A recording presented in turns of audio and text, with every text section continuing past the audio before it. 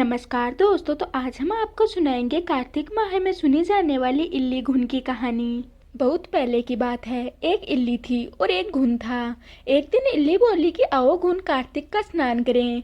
तब घुन बोला कि तू तो गोरी पड़ी है, तू ही नहा ले, मेरा तो मोट बाजरा पड़ा है, मैं तो नहीं नहाऊंगा, मैं तो हरे बाजरे का सीटा खाऊंगा और ठंडा ठंडा पानी पीऊंगा।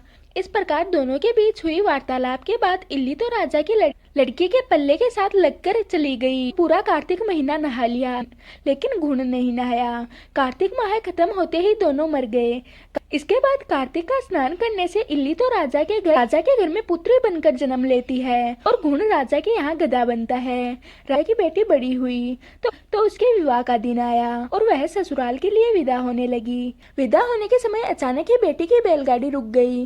तो राजा रानी बोले कि क्या हुआ, बैलगाड़ी क्यों रुक गई। राजा बोले कि बेटी क्या तुम्हें कुछ मांगना है, अगर मुझसे कुछ मांगना है तो मांग लो। तब लड़की बोली कि मुझे यह गधा चाहिए। यह सुनकर राजा रानी बोले कि यह क्या मांग रहे हो।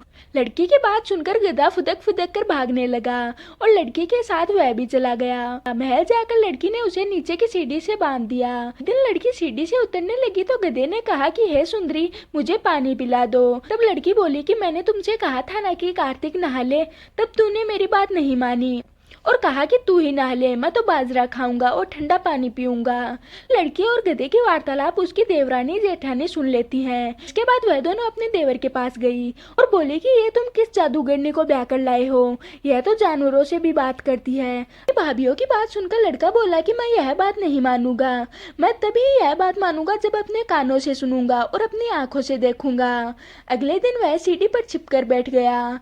उसकी पत्नी आई और गधे ने फिर से उसे वही बात कही और रानी ने भी उसे फिर से वही जवाब दिया। यह सब देखकर राजकुमार तलवार निकालकर सामने आया और बोला कि तुम जानवरों से कैसे बात कर सकती हो, बताओ कि तुम कौन हो। उसकी पत्नी ने उससे बहुत कहा कि औरत का भेद नहीं खोलना चाहिए, लेकिन वह अड़ा रहा। राजकुमार की जिद के आगे उसकी पत्नी हार गई और उसने पिछले जन्म की सारी बातें उसे बता दी कि मैं तो पिछले जन्म में एक इल्ली थी और यह गधा पिछले जन्म में घुन था। इससे मैंने कार्तिक नहाने की बात कही थी, लेकिन इसने मना कर दिया। के परिणाम स्वरूप यह इस जन्म में गधा बन गया। राजा की लड़की के पल्ले लगकर नहाने गई तो मैं राजकुमारी के रूप में पैदा हुई, इसलिए मैं तो इससे पिछले जन्म की बात कर रही थी। सारी बात सुनकर राजकुमार बोला कि क्या कार्तिक स्नान करने से इतना पुण्य मिलता है। रानी ने कहा कि हाँ, बहुत पुण्य मिलता है। के बाद अपनी पत्नी की सारी बात सुनकर राजकुमार ने कहा कि यदि कार्तिक स्नान का इतना महत्व है, इससे इतना पुण्य मिलता है, तो हम दोनों मिलकर जोड़े से कार्तिक स्नान करेंगे और दान पुण्य भी करेंगे, ताकि आने वाले समय में हम सुखपूर्वक रह सकें।